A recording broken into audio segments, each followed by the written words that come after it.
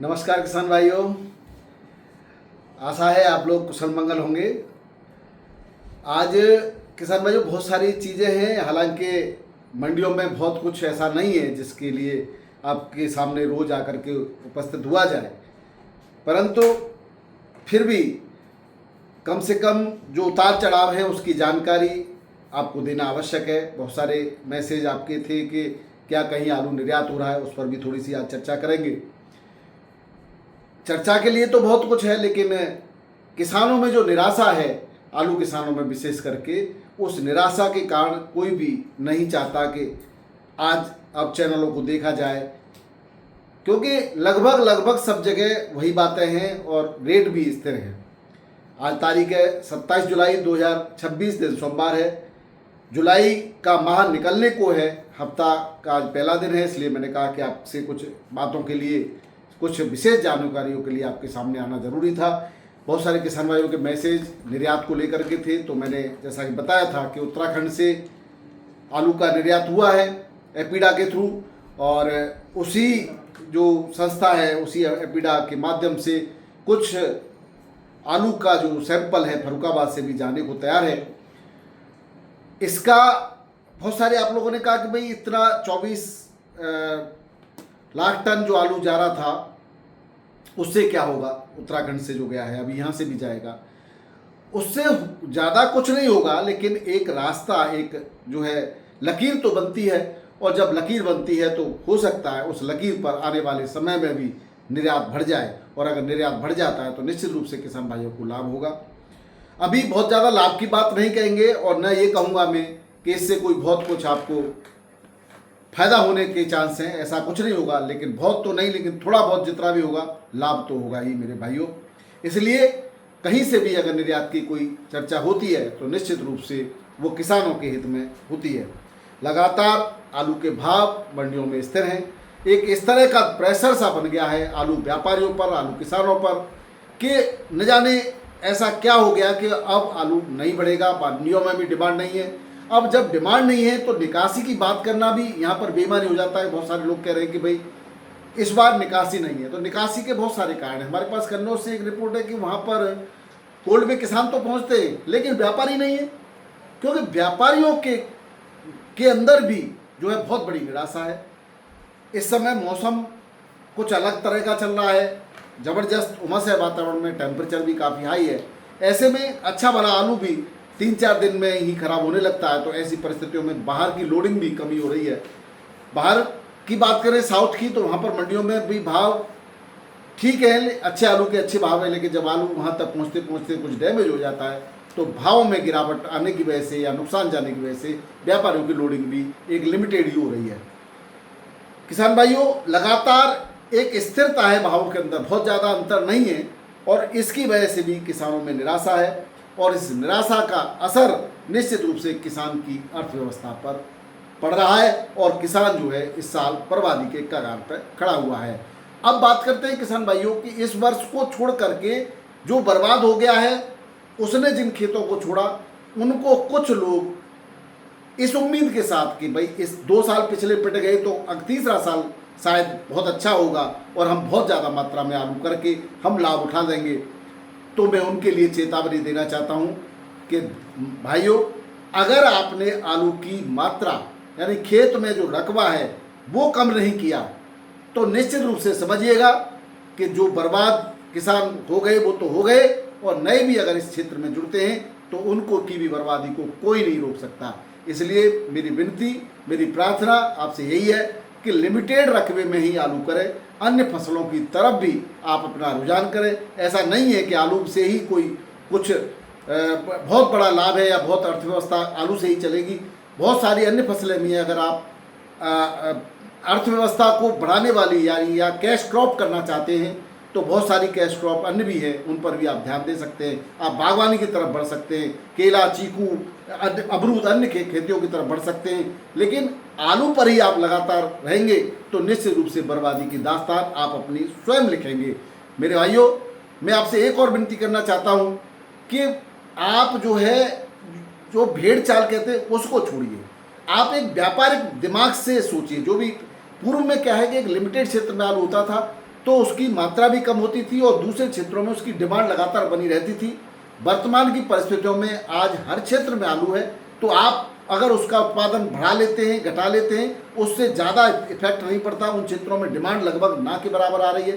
पहले बिहार में बहुत कम आलू होता था, अब बिहार में भी आलू हो रहा है, वहाँ पे ही किसानों पर भरा पड़ा है। राजस्थान में आलू नहीं होता था, अब राजस्थान में भी आलू भरा पड़ा है। तो बहुत सारे ऐसे क्षेत्र हैं। अब आसाम और उड़ीसा की इधर की बात करें तो उधर भी एक लिमिटेड आलू, पहले तो होता ही नहीं था, अब लिमिटेड मात्रा में हो रहा है। तो कितना आप दे पाएंगे?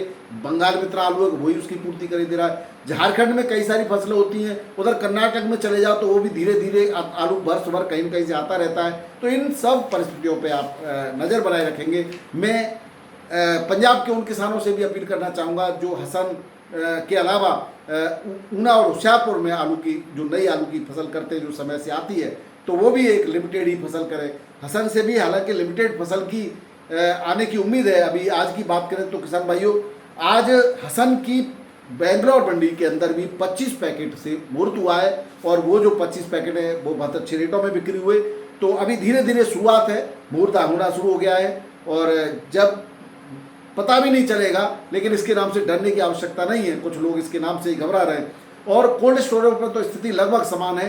किसान पहुंचते हैं तो व्यापारी नहीं पहुंचते, या वही लिमिटेड 2-4 व्यापारी हैं। तो बहुत नीचे गिरा करके आलू के किसानों से आलू को खरीदा जा रहा है, तो उनके मन में निराशा है। और कोई कोई किसान तो कहता है कि इससे अच्छा तो फेंक देंगे, वही बढ़िया है। क्योंकि जब उनको बारदाने का भी रेट नहीं मिल पाएगा तो कहीं न कहीं निश्चित रूप से उसमें निराशा का भाव जागृत होगा। किसान भाइयों, यही स्थिति रही तो किसानों को उसकी फसल का सही दाम तो अगर नहीं मिल पाया तो इसका परिणाम सिर्फ किसान ही नहीं भुगतेगा, देश की अर्थव्यवस्था भी बर्बाद होगी और पूरा देश इसका परिणाम भुगतेगा। इसलिए मेरा सरकार से और नुमाइंदों से भी यही अपील है कि आप एक वाजिब दाम को वाजिब दाम का निर्धारण जरूर कीजिएगा। किसान को बर्बाद होता है तो पूरी अर्थव्यवस्था भी कहीं न कहीं बर्बादी के कगार पर जाएगी। इसलिए किसान भाइयों, मैं आपसे भी राय मांगना चाहता हूं, कमेंट बॉक्स में आप अपनी भी राय दीजिए। यदि इसी तरह का सिस्टम बना रहा, किसान बर्बाद लगातार होता रहा, तो क्या देश की बर्बादी को कोई रोक सकेगा? आपके क्या विचार है, जरूर बताइएगा। देहात के कोल्ड स्टोरेजों में खरीदार नहीं है तो फिर वो किसान किसको बेचे? क्योंकि सभी छोटे छोटे किसान देहात में छोटे छोटे रकबे वाले और कम छोटे छोटे लॉट वाले किसान होते हैं, उनके पास पूरी गाड़ी माल भी नहीं होता, तो वो बिक्री नहीं कर पा रहे क्योंकि वहाँ पर भी व्यापारी नहीं है। तो इस तरह की परिस्थितियाँ बन रही हैं। तो ये परिस्थितियाँ वास्तविकता में उतनी खतरनाक नहीं है जितनी कि इसके माहौल खराब करके इनको खतरनाक बनाया जा रहा है। तो इस बात पर जरूर ध्यान देना चाहिए जिम्मेदार लोगों को। अब आज के भावों की थोड़ी सी बात करें तो दिल्ली आज़ादपुर मंडी में आज गाड़ियों की संख्या तो बढ़ गई है, तो भाव जब ज़्यादा संख्या होगी तो भाव तो सीधी सी बात है नहीं बढ़ेंगे, यानी कि बढ़े नहीं, कमी रहे। चिप्सोना की आज अचानक 38 गाड़ियाँ पहुँची, सूर्या की भी 32 गाड़ियाँ हैं। रेटों में कोई परिवर्तन नहीं है, 50-100 रुपये डाउन ही जाएगा। चिप्सोना 450 से 530 बिक रहा है संबल का, और चदौसी का 550 से 630 में। इसी तरह सूर्या संबल का 600 से 700, चदौसी का 700 से 800 रुपये पैकेट। 37 में 350 से 450 रुपये, फ्राई सोना 500 से 650, और डायमंड यूपी का 650 के आसपास, और पंजाब का 400-450 में बिक रहा है।